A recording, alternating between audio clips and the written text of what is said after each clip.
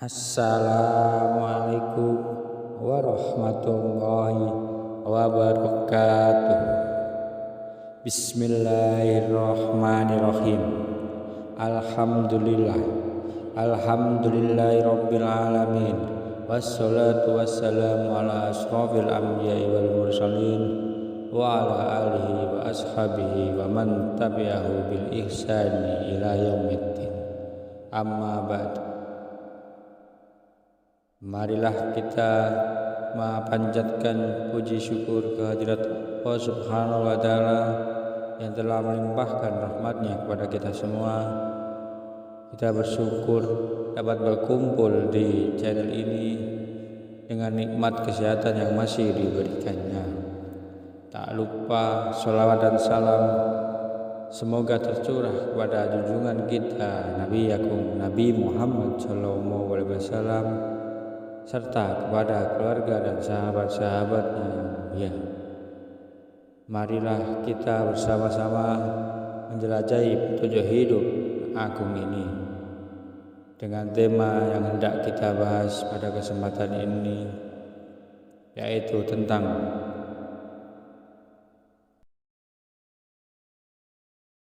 menjadikan air hujan sebagai obat ala Sayyidina Ali.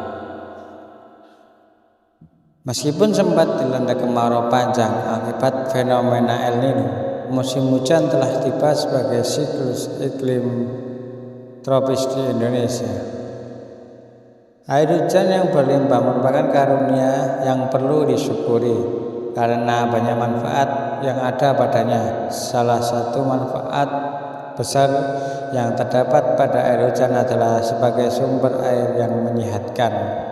Apakah ada contoh dari generasi sahabat Nabi yang memberikan teladan pemanfaatan air hujan untuk kesehatan? Bila ada, bagaimana relevansi penerapannya pada masa sekarang? Salah satu nabi yang memanfaatkan air hujan untuk keperluan kesehatan adalah Sayyidina Ali Karamullah wajhah. Ia memang menjadi pintu bagi ilmu pengetahuan. Betapa tidak banyak ulama Islam yang mengambil riwayat ilmiah dari sahabat yang satu ini, tidak terkecuali dalam bidang pengobatan.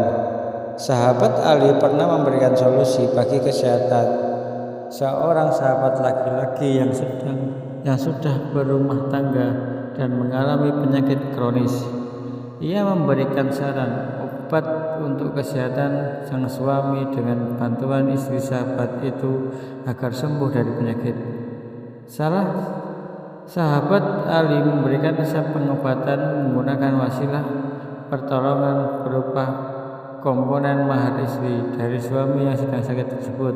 Uniknya, sahabat Ali menggunakan wasilah campuran obat yang disarankan berupa air hujan. Dalam tafsir Al-Qurtubi yang membahas tentang mahar di surat An-Nisa ayat 4 diriwayatkan, jika salah seorang di antara mengalami penyakit, lalu ia meminta 1 dirham dari maharnya kepada istrinya, kemudian ia membelikan madu, lalu ia meminumnya dengan air hujan, maka Allah Azza wa Jalla mengumpulkan yang sedap lagi baik akibat serta air yang berkah untuknya. Al-Qurtubi Al-Jami' Al-Hakmil Quran Juz 4 Penerbit Ar-Risalah Beirut 2006 halaman 50. Formula kombinasi resep untuk pengobatan yang diajarkan oleh sahabat Ali ini sangatlah lengkap.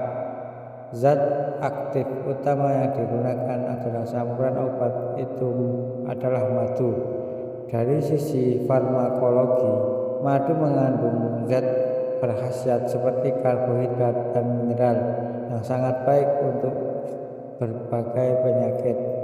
Madu mengandung nutrisi lengkap yang sangat dibutuhkan oleh orang yang sedang sakit kronis. Komponen pelarut madu yang disarankan oleh sahabat Ali adalah air hujan. Secara ilmiah, sejak lama air hujan telah diteliti mengandung hidrogen peroksida atau H2O2 alami dalam jumlah sangat kecil.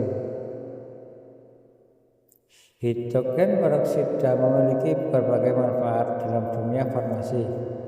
Pada kadar yang kecil, hidrogen peroksida ini bisa digunakan sebagai antiseptik untuk mencegah kuman penyebab penyakit, apalagi kadar H2O2 sangat kecil pada air hujan dan berasal dari lingkungan udara bersih diminum, maka meningkatkan kadar oksigen dalam tubuh manusia. Satu hal yang penting, teknis penggunaan formula obat dari sahabat ahli mengandung air hujan ini perlu dijelaskan. Dasar yang digunakan sebagai landasan penggunaan air hujan pada masa itu adalah karena air hujan dianggap sebagai sumber keberkahan, sekaligus air murni alami yang dapat diperoleh dari lingkungan hidup para sahabat Nabi pada zaman itu. Hal ini sejalan dengan pernyataan Al-Hafidz Az-Zahabi dalam kitab At-Tibbun Nabawi sebagai berikut: air hujan baik untuk kebanyakan penyakit dan memiliki keberkahan. Pada catatan kaki kitab At-Tibbun Nabawi tersebut terdapat kutipan ayat Al-Quran ketika menjelaskan keberkahan air hujan tersebut, yang artinya, dan kami turunkan dari langit air yang penuh keberkahan. Quran surat